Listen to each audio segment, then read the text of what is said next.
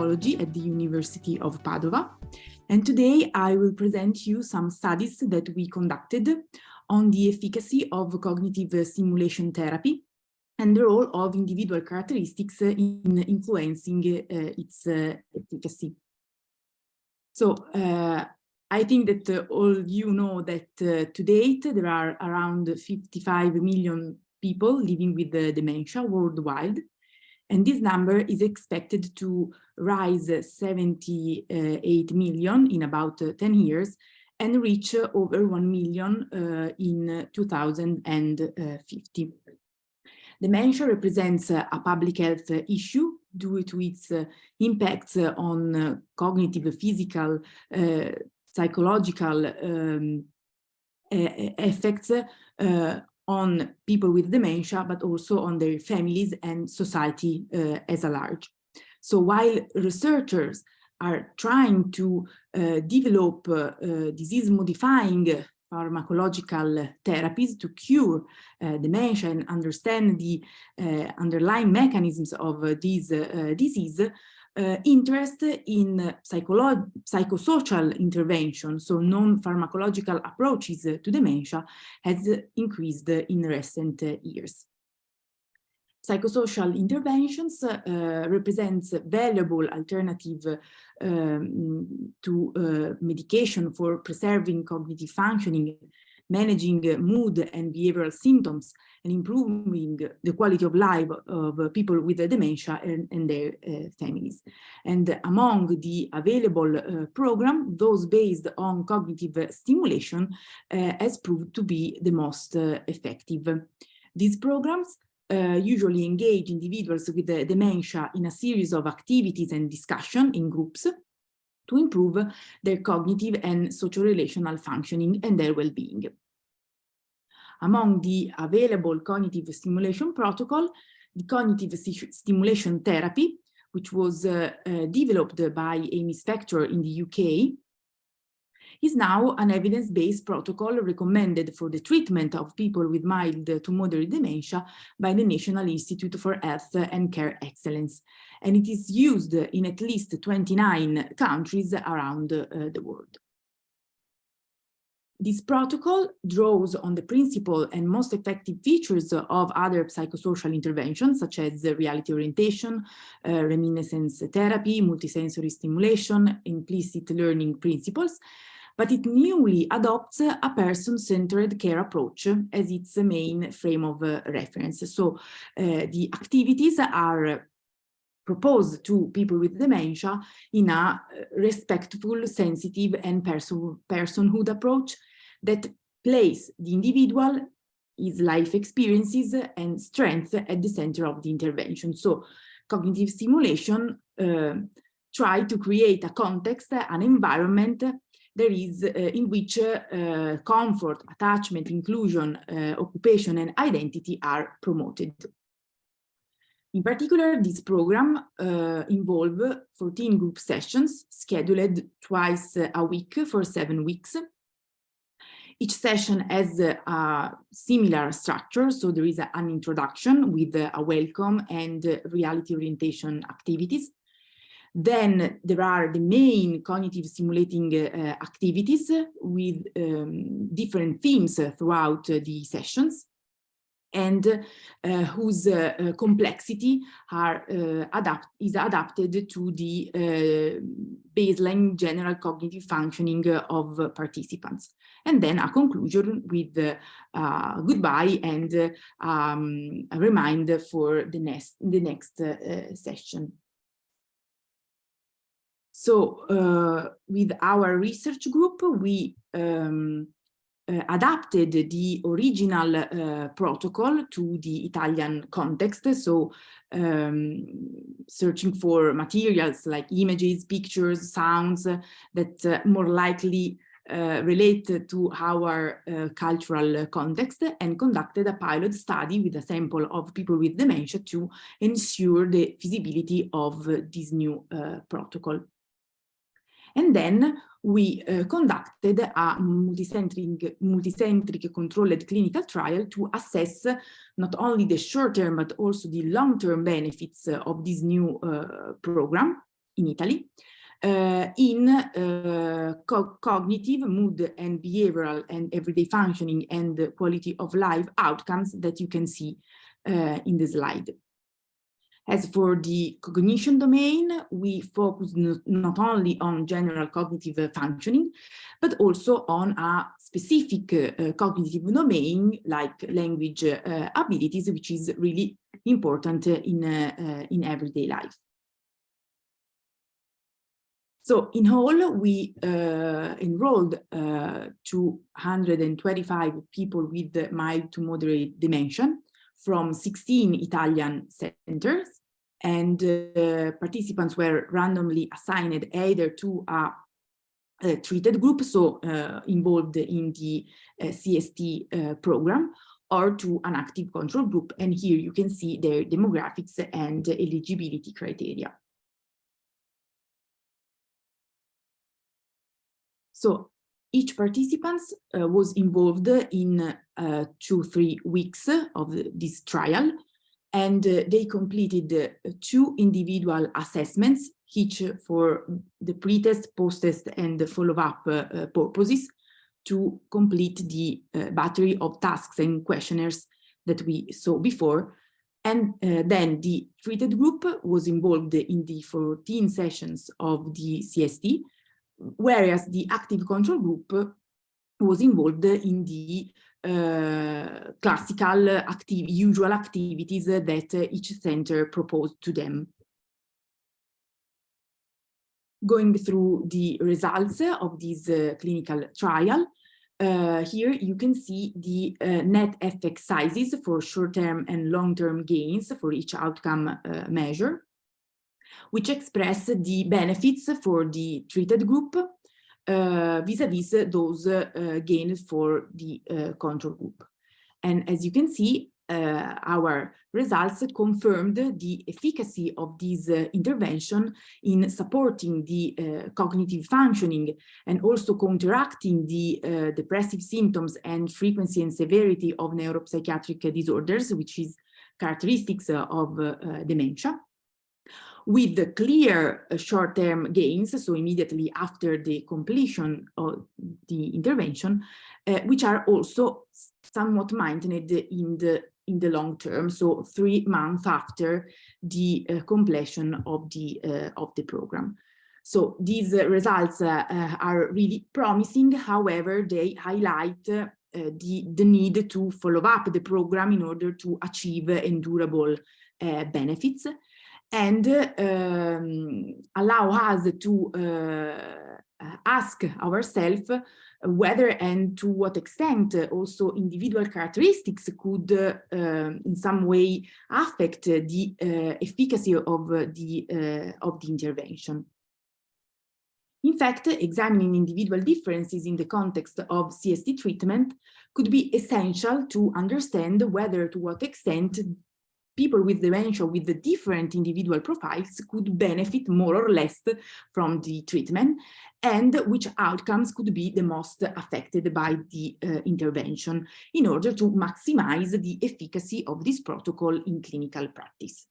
As you can see, this issue has been rarely examined before. So there are few studies that took into account the role, for example, of age, of baseline functional dependence, or dementia severity and cognitive reserve, but with mixed and inconclusive results. So our aim was to examine how different individual characteristics might predict short and long-term benefits of CST in cognitive, mood and behavioral, everyday functioning and quality of life outcomes. So we reanalyzed the data of the 123 people with dementia who took part to the protocol in our clinical trial, and we considered the following individual characteristics for their potential influence on the benefits of cognitive stimulation therapy, in particular socio-demographic characteristics, age and education, conceived as a proxy of cognitive reserve, baseline general cognitive functioning measured with the mini-mental state examination at baseline, since then the activities proposed during the CST sessions are adapted to this score in terms of complexity and difficulty. And baseline mood and behavioral neuropsychiatric symptoms of dementia, given their role in influencing cognitive and social relational functioning and quality of life in people with dementia. So who might benefit most from CST? There are two accounts that explain the role of individual characteristics in determining the benefits of cognitive interventions in aging. According to the compensation account, we could expect older, less educated and more impaired in terms of cognitive, mood and behavioral functioning people with dementia to benefit most from the CST, because this program create an enriched and stimulating environment capable of reactivating their residual skills. So they could have more room for improvement and for benefiting from this treatment. On the other hand, according to the magnification account, we could expect younger, better educated and more preserved people with dementia to benefit most from this treatment, because they have more preserved resources to fully engage the CST sessions. Actually, compensatory and magnifying effects relating to individual characteristics in the context of cognitive intervention are usually not mutually exclusive. They can emerge differently depending on the outcome measure considered. So we could hypothesize this complex pattern also for CST. So going through the results, we ran a series of mixed effect models with a Bayesian approach and model comparison strategy to identify the best model for each of the outcome measure considered. And so here you can see the plots of the best, of the predictor of the best model for each outcome. As for the general cognitive functioning measure, the best model was given by the age per assessment session interaction, showing that participants with higher education were the ones who gained slightly more from the CST at post-test and at follow-up in terms of general cognitive functioning. There were also main effects of baseline kernel and baseline MMSE, which suggest that scores on the scale were broadly affected by depressive mood and general cognitive functioning at baseline measured with the other outcome, whereas the effect of MPI was really uncertain in the model. As for language skills, so the narrative language test, the best model was given by the baseline kernel per education per assessment session interaction, showing that participants with lower education and participants, with higher education and lower baseline depressive symptoms were the ones who gain more from the CST in terms of language skills at post-test and follow-up. There were also main effects of baseline MMSE, showing that a higher general cognitive functioning at baseline predict better performance on this task. And here again, the role of MPI was really uncertain. As for depressive symptoms, so the kernel scale, the best model was given by the age per assessment session interaction, which suggests that older individuals were the one who benefit slightly more from the treatment at post-test and follow-up in terms of lower depressive symptoms. And there was also a main effect of baseline NPI showing how higher depressive symptoms were associated with also with the more frequent and severe behavioral and neuropsychiatric symptoms. As for the neuropsychiatric inventory, the best model was given by the main effect of the assessment session, so showing how participants benefited from the CST in terms of a lowering of neuropsychiatric symptoms, at least at post-test. And there was also an age per baseline kernel per education interaction, which is, however, really modest and really uncertain, and which suggests that scores on this scale varied as a function of education in younger individuals with higher depressive symptoms at baseline. As for functional dependence, the best model was given by the age per assessment session interaction, in which younger individuals were the ones who had lower scores on, so higher functional dependence at follow-up. And there was also a main effect of baseline kernel, so baseline depressive symptoms associated with more functional dependence. And here again, the effect of baseline MPI was really uncertain. Finally, as for quality of life, the best model was given by the age per education per assessment session interaction, showing how older and less educated individuals were the ones who gained more from the CST in terms of quality of life.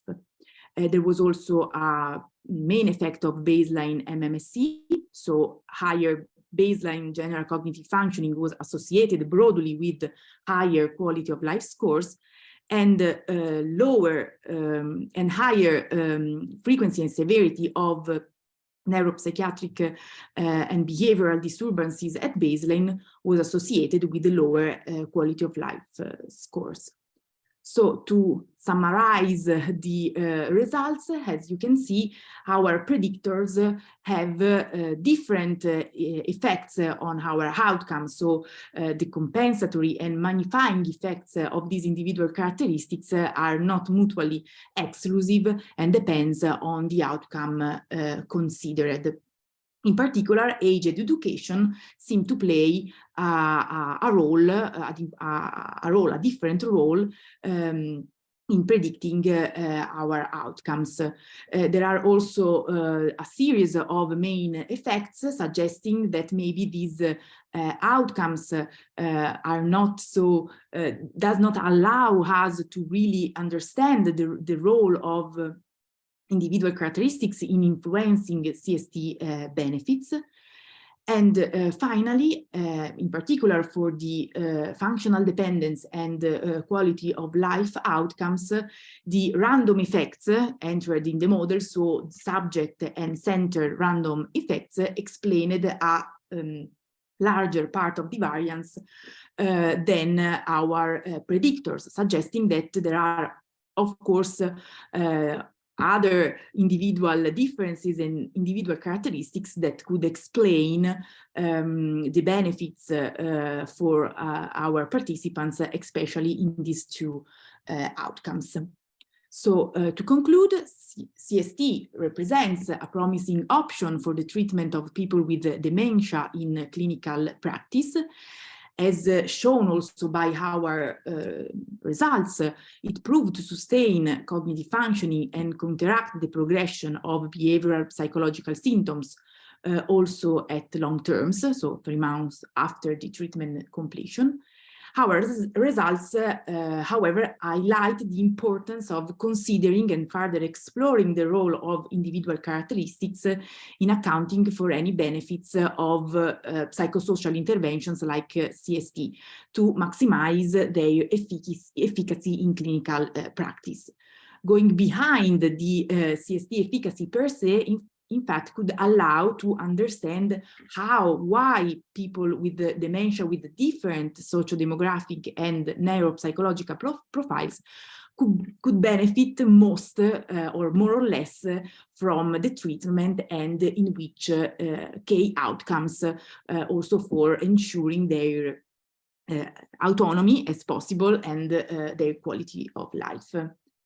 Thank you for your attention, and greetings also from all the CST group who was involved in this the trial and in these studies. Thank you. Of course, if you have a question, I'm here. Thank you so much. That was a great presentation. I do respect your research a lot. And for next speaker, I would welcome Dr. Lyudmila Petrova from Russian National Veterinary Research Medical University of Russian Federation. Hello. Hello. Can I ask a question to the previous presenter, please? Yes, of course. Hi, Elena. Yeah, I'm here. Yeah. Hi. Hi, Elena. This is Meenakshi Atre from India. I just messaged a few of the learning types in the chat box. So I just wanted to know, did you categorically studied all these learnings? Are they affected in people with dementia? Auditory learning, episodic learning, motor learning, observational. So all these learnings, because we teach all these types in artificial intelligence. So I just am curious to know whether you have worked on all these learning aspects of the people with dementia.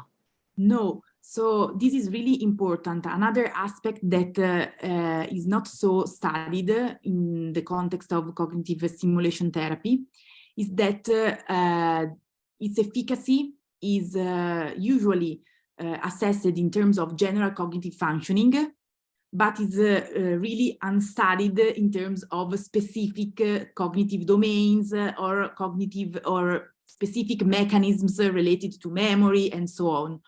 So we didn't go into these details, but it could be really interesting to understand if they could be more or less favored by the treatment.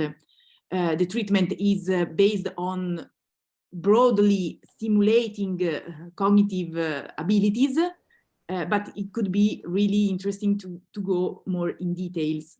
So no, I didn't have this detail, but it is really important. Okay, thank you. Because I observe patients with episodic memory. So they have this episodic memory that was not affected, but others that was affected. Sometimes stimulus response training learning is also affected, but most of the times episodic is retained because it's just a trigger that is given to the patient and he remembers everything. So it's about the Alzheimer. Okay, thank you. Thank you so much for the question. Thank you.